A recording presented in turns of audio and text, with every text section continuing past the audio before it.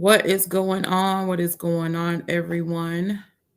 Coach Derica here, as per usual. I need to make sure that I am live. While I am doing that, I pray that you all have had a wonderful, wonderful weekend. I know that it is coming to an end, but nonetheless, let's go ahead and get started. Let me see if I hear myself. Yes, I do. Yes, I do. All right, you guys. So let's go ahead and get going here. Um, I'm not even going to say I'm not going to be before you all long. I will stop once the spirit has told me I need to stop. So today, you see, the title of this live is Power Without the Principles. And I really love it when the Holy Spirit begins to speak to me. And a lot of times it's when I'm kind of sitting still in that quiet place and my thoughts are going, or maybe even I hear something, and then all of a sudden it just the whole message just starts coming into play for me. So, power without the principles. One thing that I want to do on today is I want to kind of paint a visual for you today. And I want to paint a visual for you today because I want you to go back with me and I want you to place yourself in this scenario and see if you can relate to what it is that I am about to paint for you. Um, so a lot of times we can think about the things we've been through our history where we want to go, and we just have this ideal of the way things should go and the way that life should be administered to us, but it doesn't always go as planned. So let me go ahead and give you a thought here. Say you're a child, because we've all been there. Say you're a child and you're going to the store, and for most of us, we know our parents say don't look at nothing, don't ask for nothing, don't touch nothing. Okay, so we're already prepared. But say you go to the store, and because you listened, because you did the things that your parent asked you to do, they decided to go ahead and get you one of your favorite candies, whether it's a candy bar, a lollipop, whatever it may be. So they get you this piece of candy. So now you're in the car, and you're strapped in and you're ready for wherever place you're going next. And they give you this candy and you're just, oh man, you're just really enjoying it. You're loving it. You're feeling good because, man, that candy tastes so sweet. It's good to you. It feels good to you. It tastes good to you. And it's just the highlight of your day. But what happens? What happens when your parent turns around and takes that candy right out your mouth? Now, listen to this. What happens when they turn around and they take that candy right out your mouth? Chances are you're going to have a temper tantrum. You're going to have a full out temper tantrum. You're going to go through a series of emotions because you cannot believe what just has happened. How in the world are they going to give you your favorite candy and then turn around and take it away from you? Now, here's the thing. You still have the taste in your mouth and it tasted so sweet. Your taste buds aren't satisfied because you only got a taste of it. You want more. But yet and still, your parent says you've had enough. You've had enough because, see, if I let you finish this entire candy bar, if I let you finish this entire lollipop or this entire bag of Skittles or Starburst, you're going to have a sugar high and you're not going to know what to do with it. Well, see, sometimes that is the way that life goes.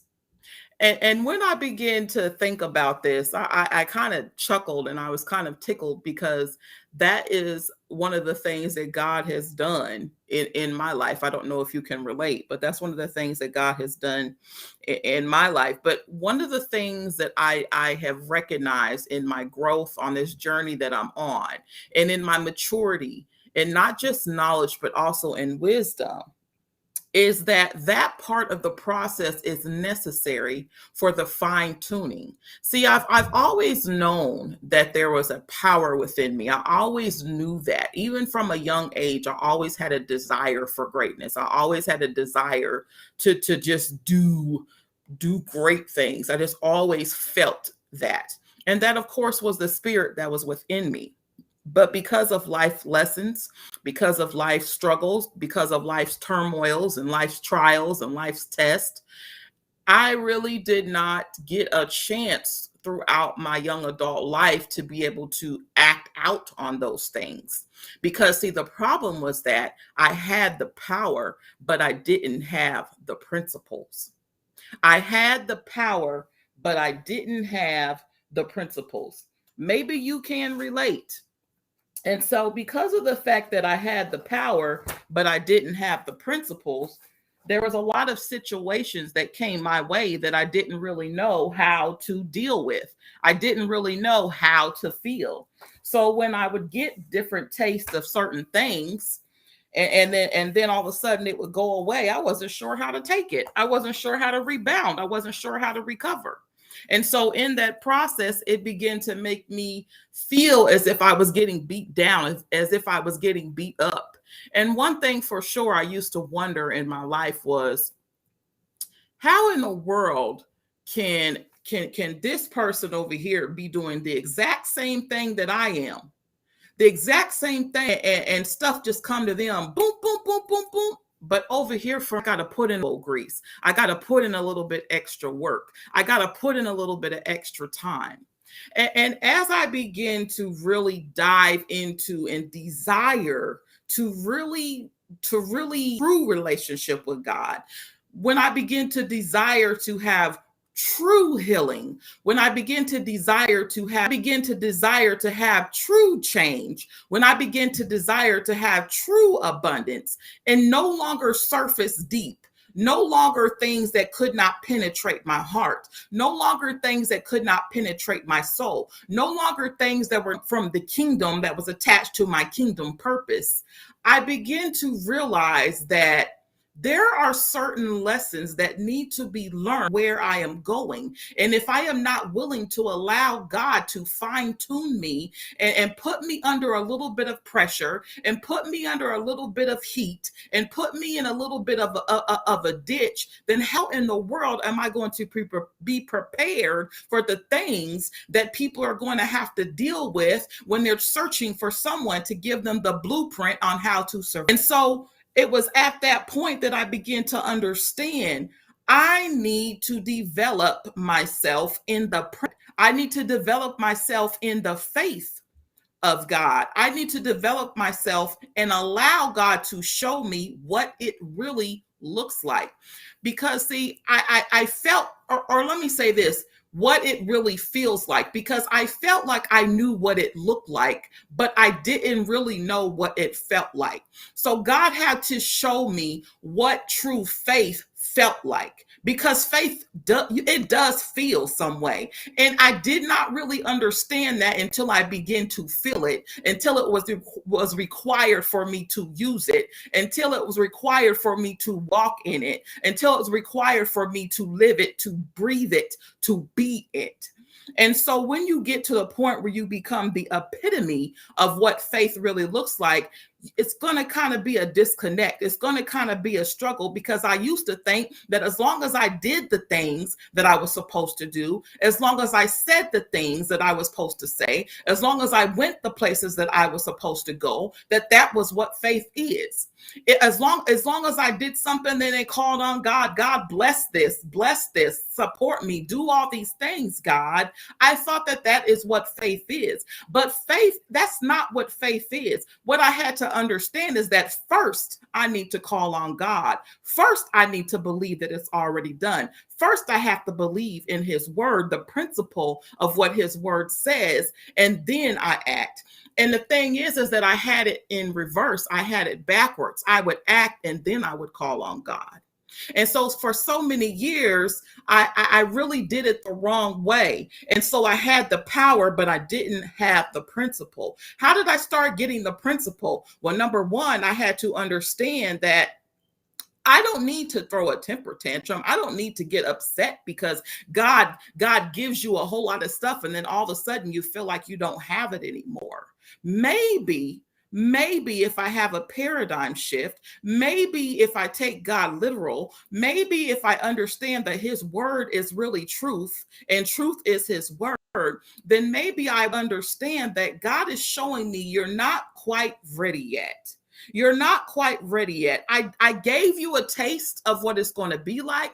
I gave you a sample of what the finished product could be like, but there's still some missing ingredients. And so, because there's still some missing ingredients, I got to take you back just a little bit. I have to refine you a little bit more because, see, I knew you wasn't ready, but you didn't know you wasn't ready. See, you thought you was ready because, see, you thought you had faith. You thought you really loved me. But see, honestly, I know it sounds bad, my child, but you really didn't love me. How do I know that you really didn't love me? Because you never really knew what love felt like.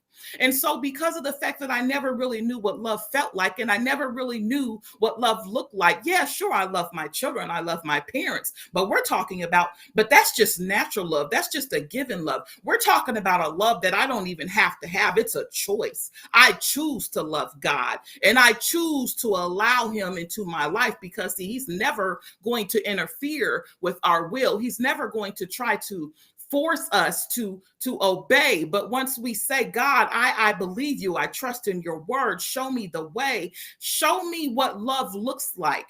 God is the author of love. So for me, I had to realize that I really didn't know what good relationship looked like. I really didn't know what good love felt like. I really didn't know what good faith looked like. I didn't really know what good faith felt like. God had to show me. He said, you're missing some of the key ingredients that you're going to need to take you to the next level. Satan really is not blocking you from being able to open your door.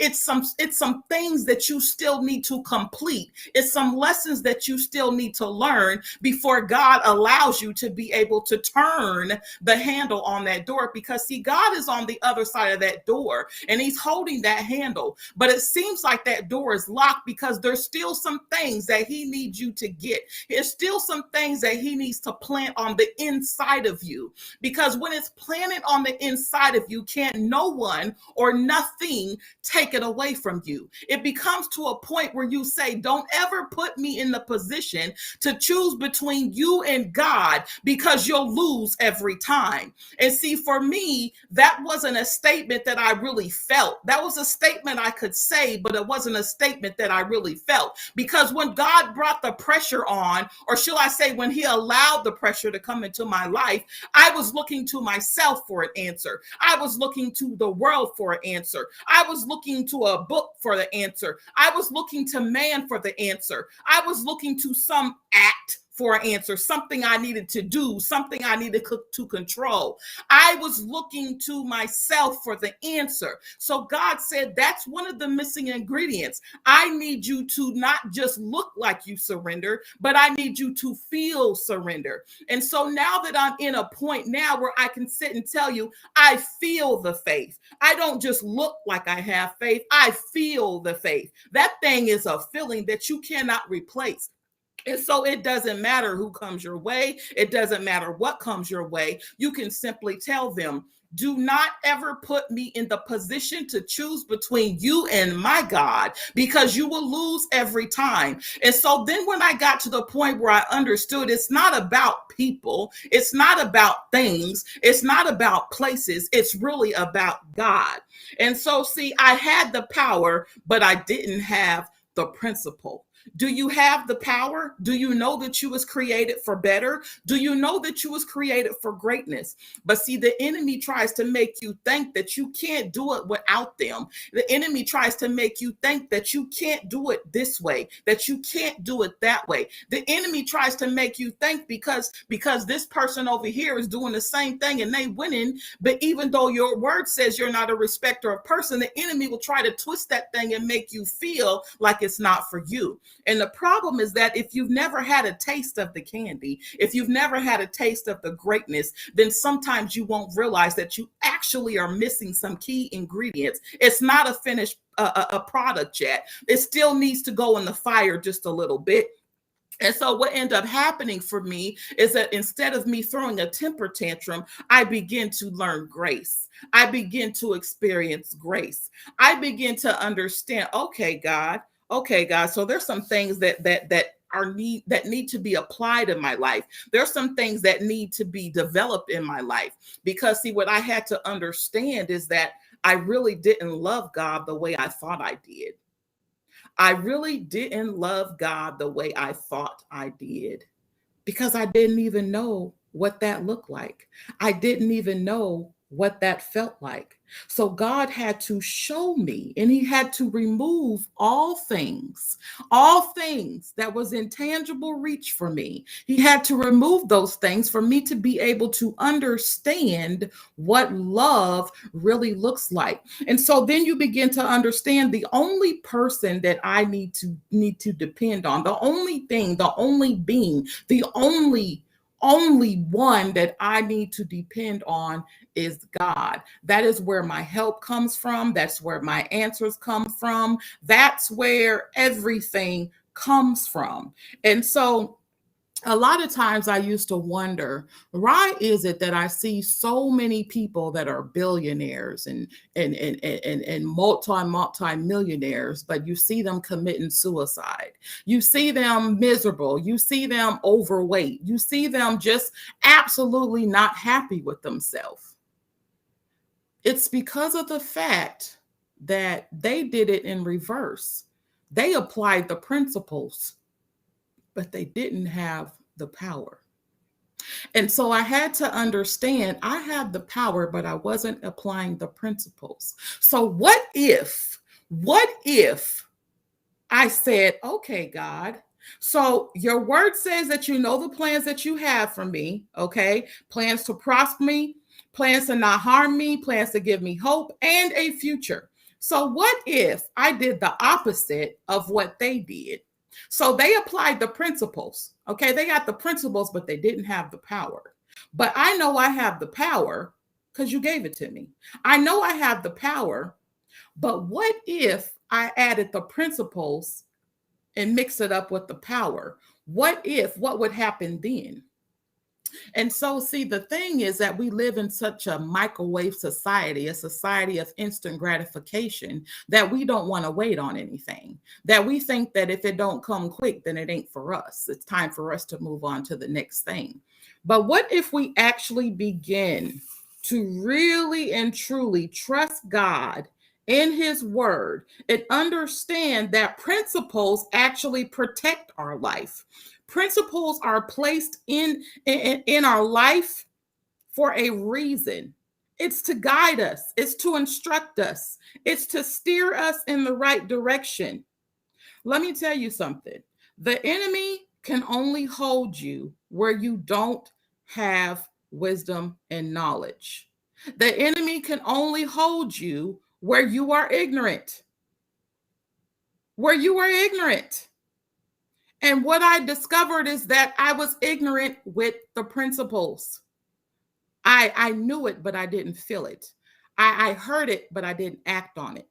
So God wants to get you to a point, the same point he had to get me to, where you begin to live by the principles. And so when you begin to live by the principles, you have knowledge of it. I had knowledge of the principles, but I didn't quite understand the principles. And because I didn't quite understand the principles, I wasn't obedient to the principles. I would pick and choose which principles I would obey. And because I wasn't obedient to the principles, I didn't have application of the principles. And so here's the thing. When you are anointed, when you have oil on you, when there is something, because see, here's the thing we have to also understand.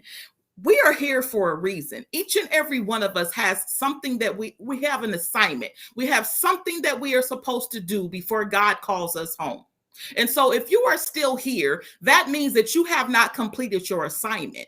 And how are you going to find out what your assignment is? Most of us know that we were created for greatness. Most of us feel that there's a burning desire within the pit of our soul that we are supposed to do more than what we're doing right now. But see, here's the thing. Because of the fact that you got to work a little bit for it, because of the fact that you got to suffer a little bit for it, because of the fact that you got to go through a little bit of pain for it, we decide to give up. We decided to throw in the towel because, see, old girl and them, they only did this and they got it. So evidently it's not for me. They didn't have to suffer like I did. They didn't have to go through the pain like I did. They didn't have to climb the mountain like I did. It just seemed like they just arrived. But how do you really know that? Was you with them every step of the way? Do you know their heart? Do you know their struggle? Do you know their journey? You really don't know. And that's why we have to be very, very careful when we start to get into that whole comparison thing. Because when you get in a comparison thing, you will find yourself losing ground. You'll find yourself losing traction. You'll find yourself falling apart because you take the focus away from your own journey and you begin to apply it on what everybody else's journey is saying, is doing, is appearing. So again, the enemy can only hold you where you are ignorant. That's the only place he can hold you at. So when you ask God to show you who you are, also ask him to show you where you are ignorant at. Because when you ask him to show you where you are ignorant at, where you are missing principles at, he will show you.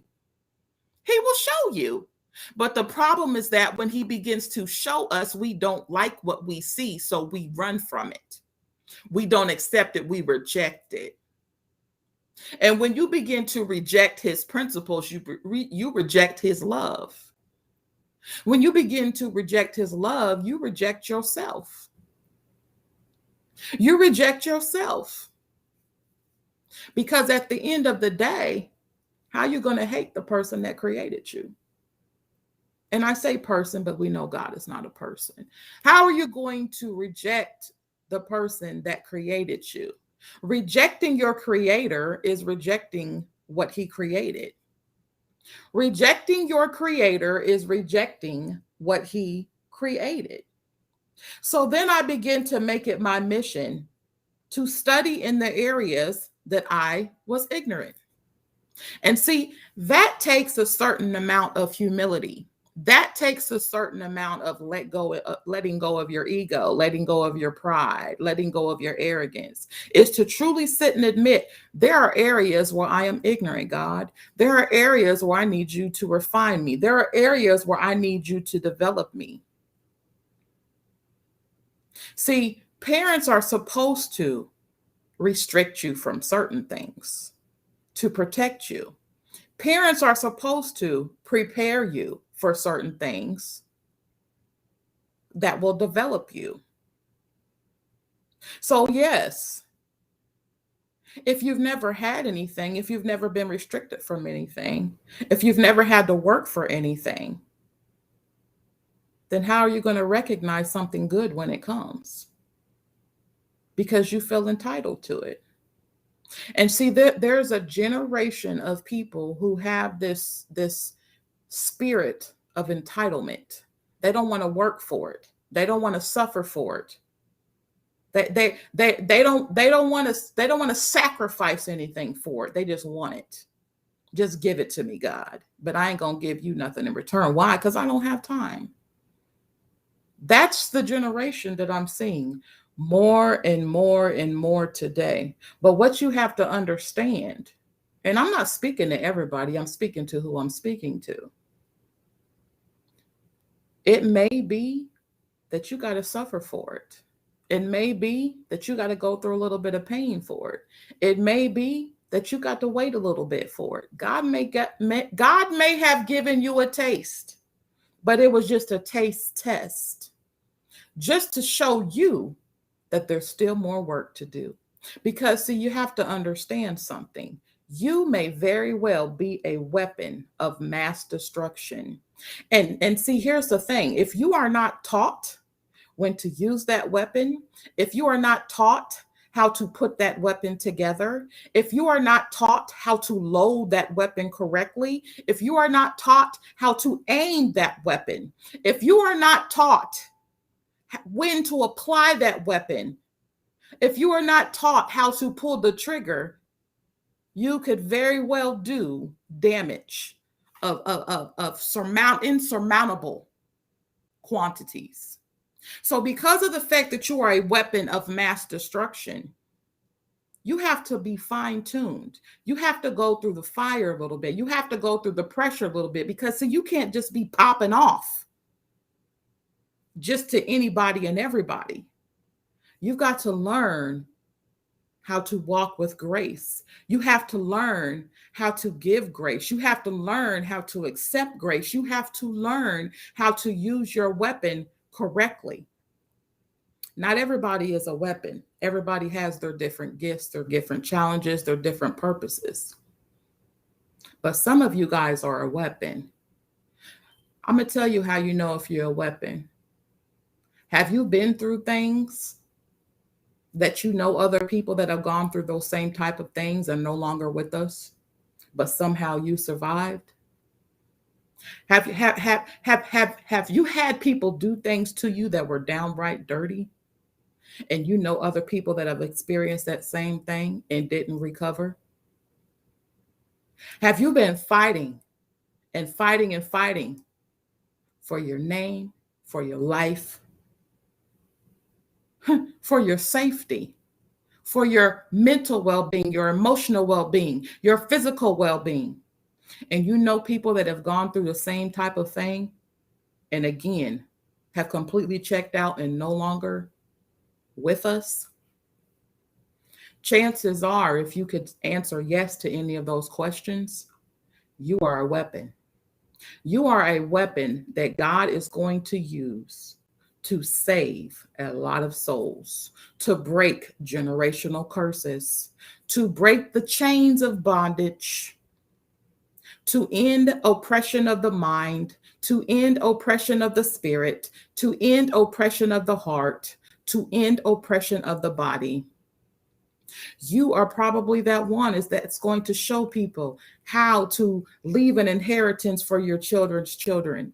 You are going to be that one that is very possibly going to teach people how to have power and the principle. How to have power and the principle. Can you imagine what it would look like if you have power and principle? Because see, a lot of people use the principle, but they don't have the power because they don't believe in what God can do. So they just take the principles and run with it. And so, yeah, they become successful. Of course, they become rich, but their soul is empty. God wants you to have the power and the principle. God wants you to have the power and the principle. And when you understand that it is important for you to grasp and take in as much wisdom and knowledge as you possibly can while you still can, you will begin to see that it really didn't take as long as you thought it did. You will begin to see that it really wasn't as bad as you thought it was. You will begin to see that you really are stronger than what they said you was. You will also begin to see that you are just as powerful, if not more powerful, than you always envisioned. The enemy's job is to make you think that the thing that you're after and the things that you want and the things that you desire is foolishness. The enemy wants to make you believe that you can't possibly have the things that you're asking for. But what God is trying to get you to understand is that you already have it. And just because it hasn't come into physical fruition doesn't mean it's not yours. It just means that you're just not quite ready yet. It just means that where you're going, you need to have principle and power. It just means that where you're going, you have to make sure that you are truly ready, that you have all the ingredients. You can't run a car without gas. But see, yet you know that when that gas light comes on, you have to go to the gas station to get gas. You know that. Nobody really has to tell you that. You know that. So when you begin to have power and principles, there are certain things that you don't even have to get instruction on because you already got it because you know the principles. And so, see, you begin to move faster, you begin to move quicker. As we was taught by my millionaire mentor, we have to move quickly, suddenly, and immediately. So if you find yourself in a valley, if you find yourself in a season of Kirith, if you find yourself in a season of waiting, what are you going to do with that season? What are you going to do in that moment? What are you going to do with that time? Are you just going to sit and complain? Or are you going to continue? Are you going to begin to conduct yourself in a manner that shows God that you are not just going to sit and wait on man to give you the answer, but you are going to seek his principles? Are you going to show him that you are ready to live by all the principles that he has placed out in his word? Or are you still going to try to skip steps? Are you still going to try to go around him? See, the thing that I love about purpose and the thing that I love about my calling, and it's the thing that you should love about your calling too. It's not for everyone, but it's for someone. It's not for everyone, but it's for someone. And it doesn't matter who's listening. It doesn't matter who's not listening. What matters is that you answered the call. What matters is that you did what you were supposed to do. What matters is that you showed up. That's what matters. Don't worry about how. Don't worry about when. You just keep showing up. You just keep showing up. And you make sure that not only do you have knowledge of the principle, but now you have understanding of the principle. And not only do you have understanding of the principle, but now you're obedient to the principle. And you make sure that now that you are obedient to the principle, that now you are applying the principle. The more principles you learn,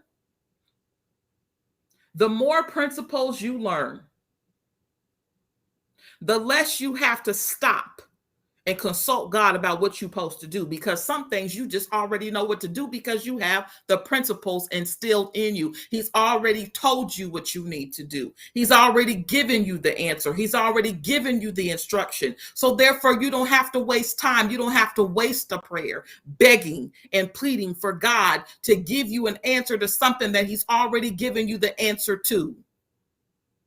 We are not supposed to live in brokenness. We are not supposed to live in constant pain and suffering. We may go through pain, but we're not supposed to stay there. We may have to suffer, but joy coming in the morning. We may have to go through some problems, but guess what? They don't last always. We may have to go through some storms, but guess what? The sun is still going to shine. We may have to go through some darkness, but guess what? That light is coming. And maybe you got to be your own light. And that's okay too. Because see, at the end of the day, God is a jealous God. And he's not going to let nobody steal his glory. He's not going to let nobody steal his glory. So understand something. Don't be ignorant to the principles. Because when you violate the principles, there is a price to pay for that. You can't just say, well, I didn't know, God, I didn't know. That don't work. That don't work. It's right there. And chances are you got a Bible in your house. It's time for you to start picking. And you know what? You know what? There's some ways for you to get the word in you. You can download an app and put that thing on your audio. You can get an app where you can actually push play and you can follow along while the narrator is reading it to you. You can let it play in your subconscious mind and still get the principles. There really is no excuse. You can turn off the TV and get the principles. Matter of fact, if you love TV that much, you can turn on the TV and find the Bible and let it play for you. There really is no reason why you cannot get The principles. Look, this is our instruction manual. You say you want to be successful. You say you want to fly high. You say you want to slay dragons. You say that you want to do all these many things. Is it that you want to do it? And you want to do it without God? Okay. Okay. Well, once you get there, if you feel like you're still not fulfilled and you feel like you still are missing something, I would suggest you call on God. Or how about this? How about you let God take you there? How about you let God take you there? How about you let him show you what's already yours? How about you let him reveal it to you in the time frame that he wants to reveal it to you in? So when you get it, you don't lose it. For when you get it, you know how to receive it. You know, they used to say that a person doesn't appreciate things the same if it was just given to them. They say that a person doesn't appreciate things the same if it was just given to them. They had to work for it. They had to work for it. And I find that to be true in a lot of different scenarios. I'll give you an example. So my daughter, when she started driving and she became pretty good at it, I used to let her, take my car and go do certain things and stuff like that. But I used to fuss at her because I was like, listen, you know, um, don't take the car and run out the gas, put some gas in it. If you get the car dirty or you have some stuff in the car, get your junk out of there. Keep my car clean. I want my car clean. Or I used to say things like, keep your room clean up your room, do this, do that. See, they didn't really appreciate it because it wasn't really theirs. But now that they have their own, now they're like, oh, well, hold on now. Don't do that. Can you get that trash up?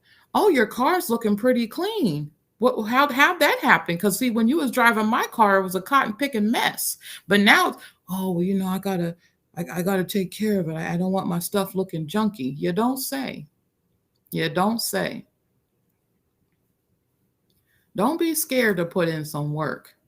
Don't be scared of God's timeline. Don't be scared to wait on the Lord. Now, does that mean that you just sit and twiddle your fingers? No, you still got work to do. You still got work to do. But you got to show him that you are willing to work for it. You also have to show him that you will trust him in the process, in the refining process, in the pressurizing process, in the purifying process. Because see, what he's doing is he's trying to preserve you for the next journey so you won't fall to pieces, so you won't spoil, so you won't sour, so you won't faint. Learn the principles. Learn the principles. Because when you have power and principle, it is then that you are truly unstoppable. Have a great day. I'll talk to you tomorrow.